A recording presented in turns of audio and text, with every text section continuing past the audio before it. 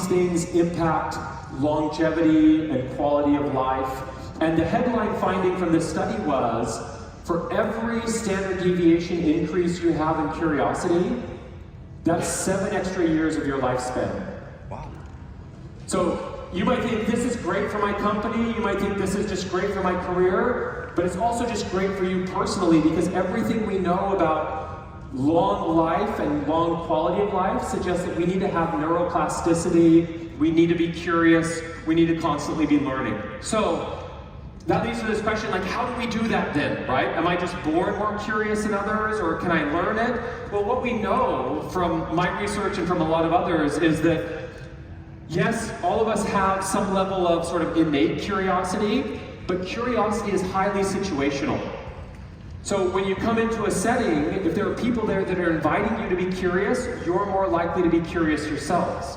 So what that means then is that curiosity is a skill that we can learn, and today we're going to practice 2 keys for learning curiosity. So one is, can we authorize ourselves to feel curious? And the second is, what sort of questions are we asking that allow us to feel curious? So let's start with authorizing. So notice that this has 2 words that we're probably very familiar with. So number 1 is authority. Like, do I have the power to be curious? And we might think that that has something to do with sort of the level that we sit within an organization, and sometimes it does. But it also has the word author into it, right? What story are we telling ourselves about whether we can be curious or not? So here's one of the things that's super interesting. I did this study of Nobel laureates' autobiographies. And in Nobel laureates' biographies, they often tell stories like this.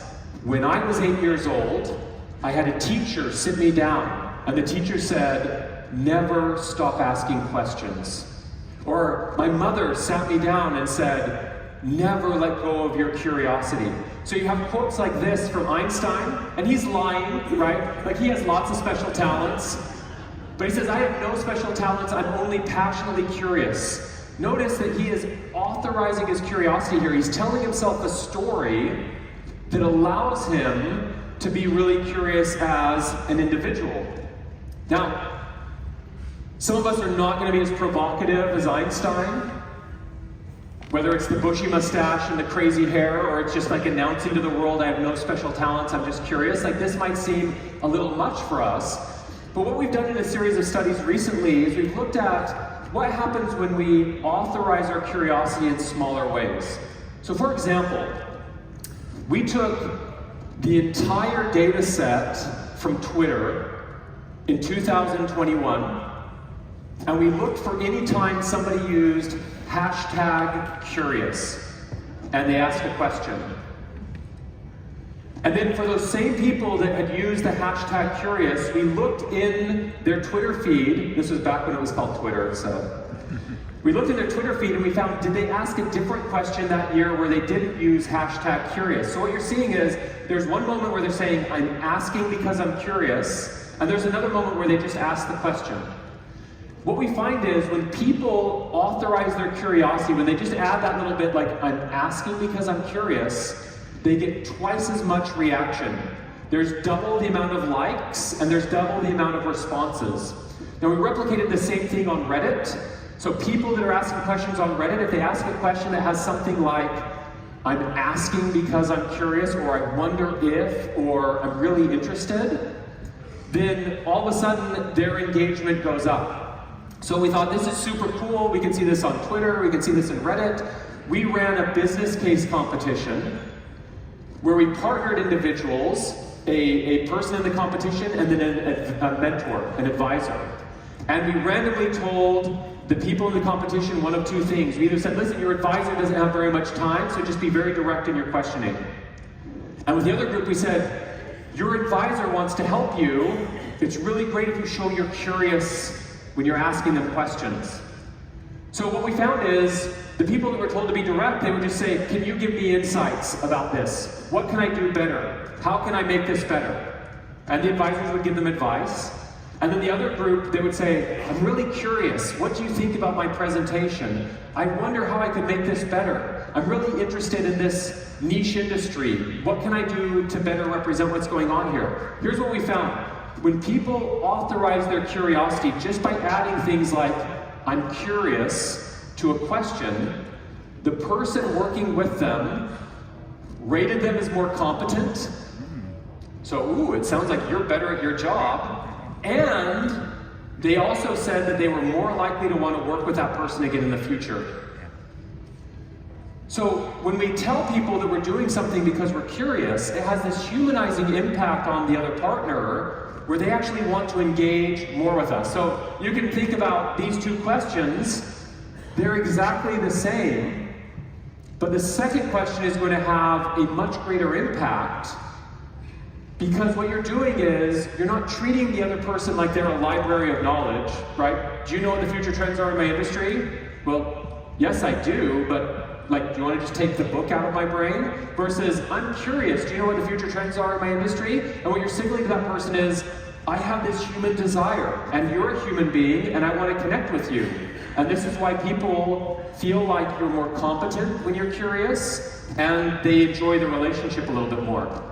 So, I want to just give you a moment to sort of think about this in little buzz groups of people nearby. This is one way of authorizing your curiosity in the moment, saying something like, I'm curious, and then asking a question. Just in little buzz groups, I'm going to give you just 30 seconds. Turn to people near you. What are other ways you could signal your curiosity? Think about how many conversations you're going to have this weekend, right? How could you signal curiosity to people you're talking to, whether it's verbally or non-verbally? Take 30 seconds.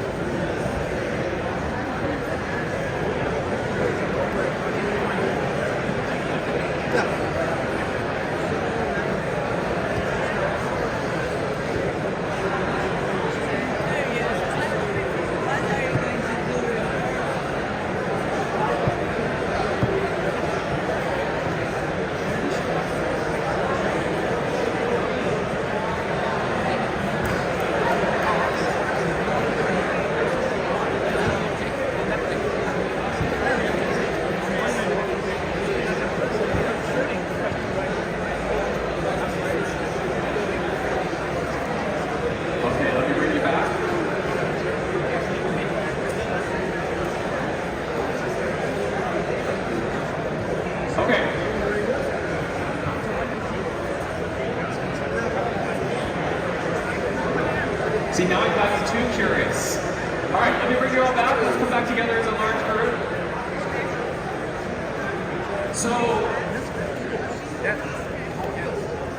So this is one strategy that we can use. And notice how small this is, right? You don't have to have a large declaration like Einstein's and say, I have no special talents, I'm only curious.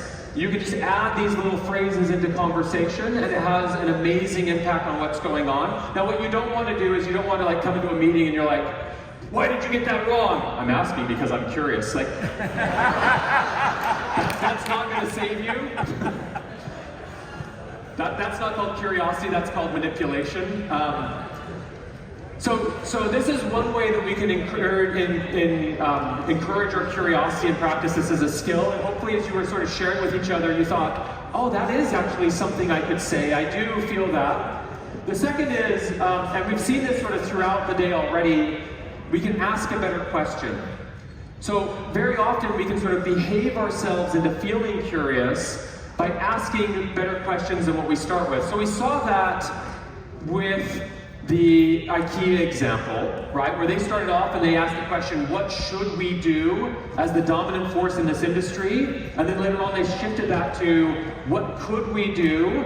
And that opened up very different possibilities. Now, there's a colleague of mine here at INSEAD, and he tells this wonderful story about what his mother would do with him growing up.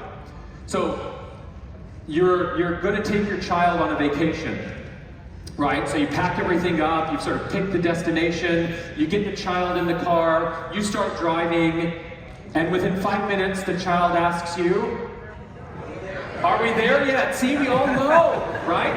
And as parents, and I've been accused of being a bad parent sometimes because of this, because I'll say, you know, like, that's an amazingly depleting question in that moment, because you feel like I've done so much for this child, like I'm getting some nods, like yes, that is like a frustrating question. So my colleague here, his mother would play a game with him on trips. And she would just wait for that question to come up, and he'd say, Mom, are we there yet? And she would say, Nathan, that's a great question. Can you ask a better question? See, we are like a full-service shop this morning. We were talking about executives, sustaining organizational strategy. Now we're talking about dealing with our children. So Nathan would look around and he'd say, well, is that car going to get there faster than us? And she'd say, Nathan, that's a great question. Can you ask a better question? And so Nathan looks around, he's like, well, like, are the clouds moving faster than us? And she'd say, Nathan, that's a great question. Can you ask a better question? And he'd say, Mom, where do clouds come from? Now notice at that moment, when you get to that question, where do clouds come from? You can have a wonderful conversation with Nathan. He's no longer worried about when they're getting there. You're no longer stressed about that question, and you're just engaging with your child. You're just having a relationship, right? So, questions are these compass headings that provide the trajectory for a conversation that we're going to have, that provide the trajectory for how we're going to explore. And just as if you were out in the wilderness and you look at your compass and you said, well, it's pointing that way, I'm just going to go that way, that might not actually be the best direction for you to go.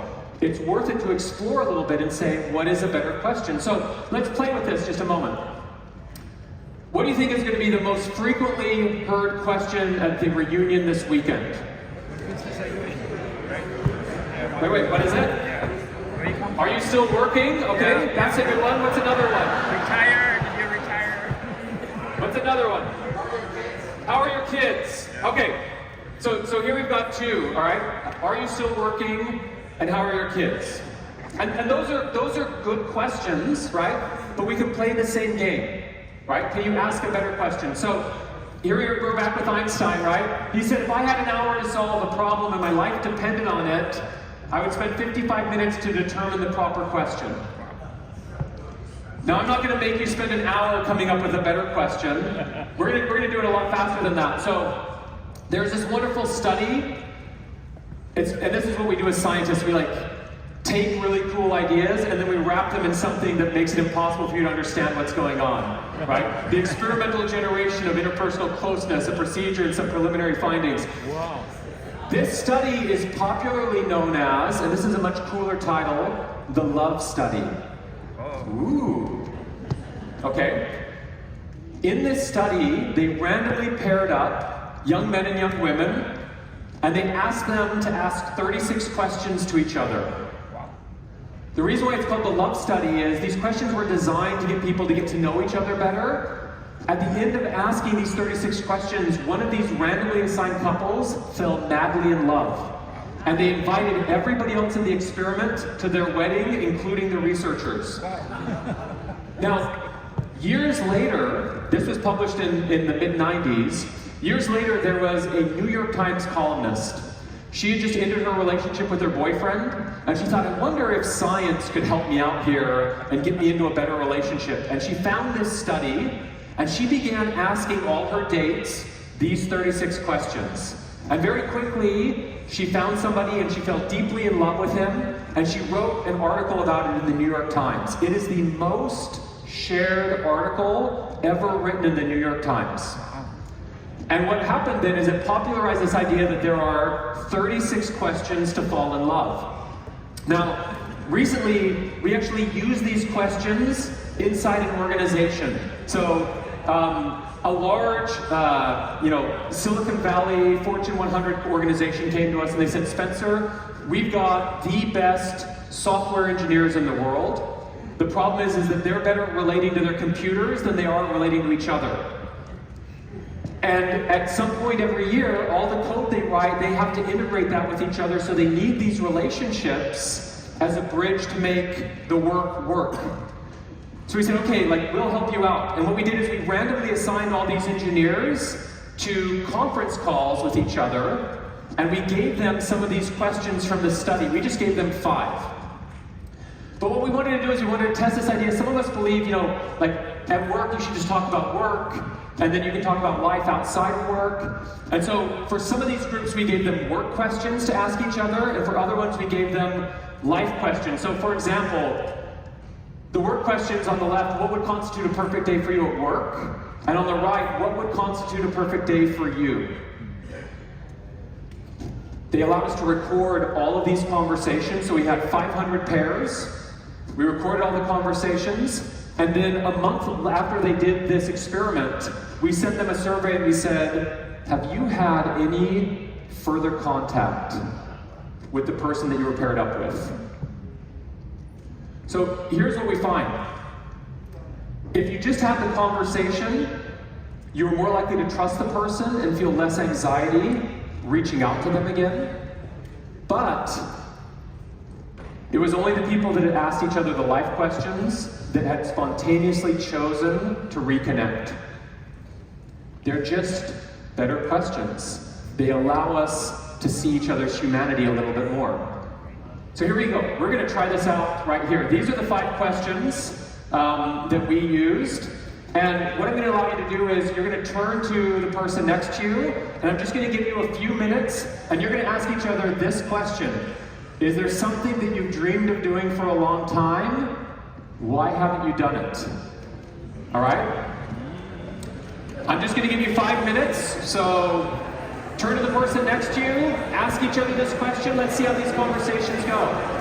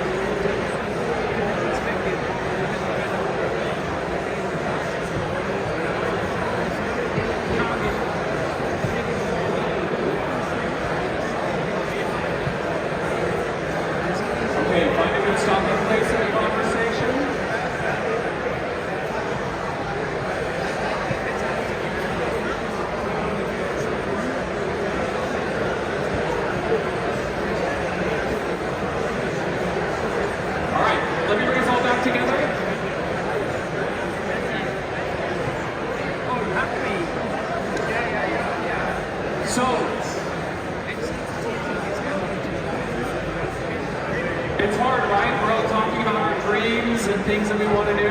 Let's come back together. So, one easy thing that we can do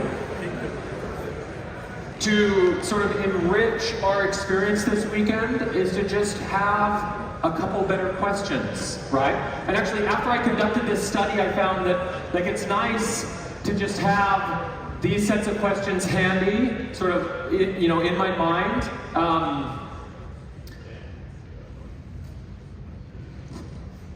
Just in case I'm sitting next to somebody on a plane or we're in an elevator, now all of a sudden we can have a little bit of a richer conversation. So if you want to take a quick screenshot of this, just so that you have these on hand for the weekend.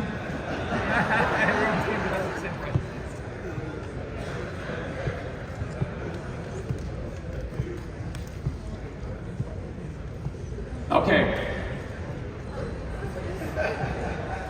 So what I want to do then is I want to bring us back to the elephant in the room. Ooh. See how I set that up over 50 minutes ago?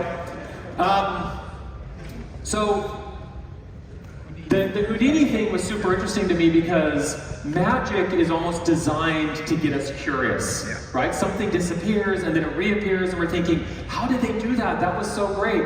And what I loved about the Houdini example is the entire profession was curious about how this happened.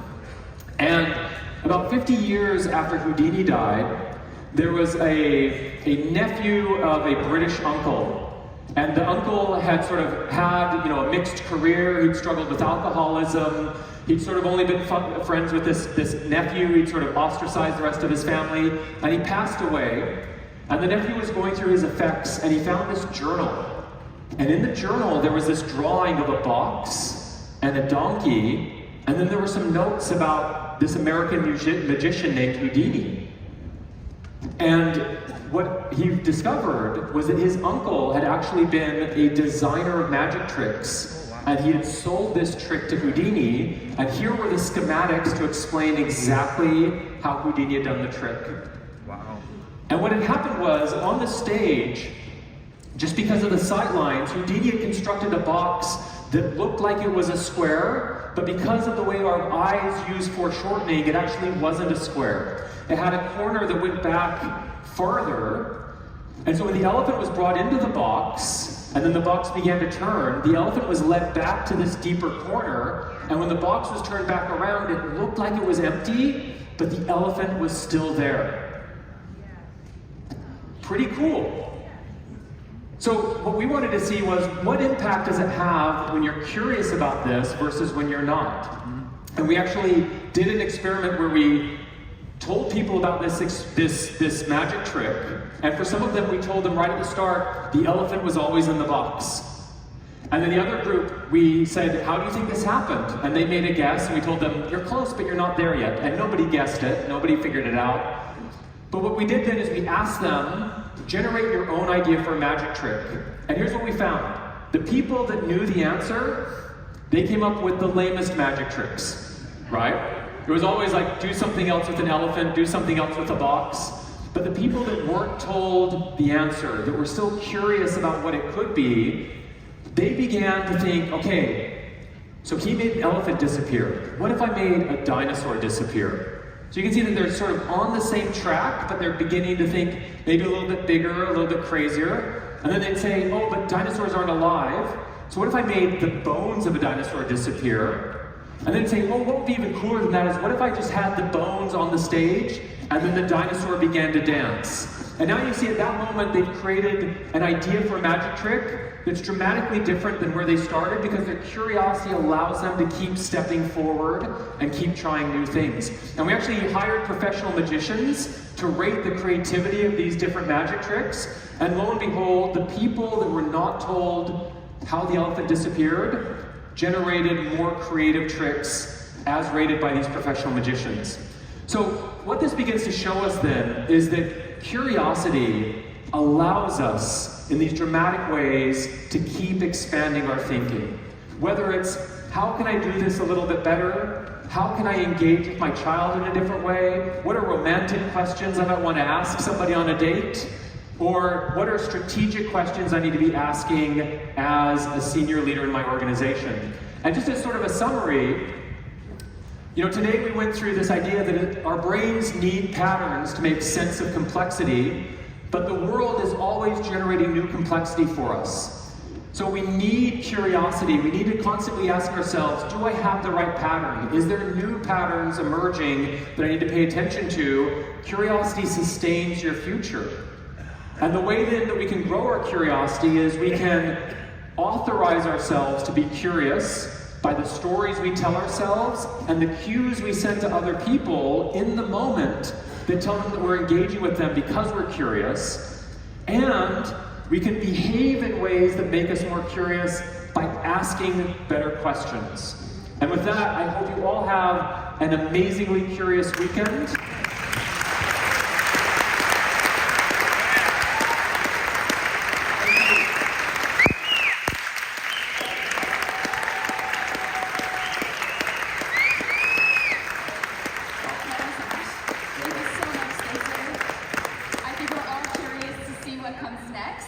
So, cue the slides for what comes next. We have the plenary for the classes celebrating the 20th, 25th, and 30th year reunions. You're staying here in the tent for the plenary session. For the classes 35th, 40th, and 45th reunion, you have your class meetings. That's, I think, on this slide as well, or perhaps next slide. And then afterwards, we go into lunch and additional class meetings. So feel free to step out, get some fresh air, but then back in here or over to your class meetings. Thanks, everyone. Thanks again.